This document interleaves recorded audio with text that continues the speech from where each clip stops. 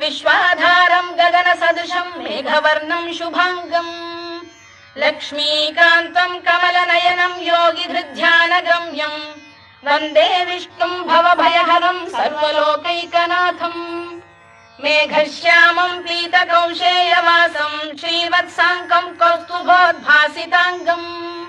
पुण्योपेतम् पुण्डरीकायताक्षम् विष्णुम् वन्दे सर्वलोकैकनाथम् नमः समस्तभूतानामादिभूताय भूभृते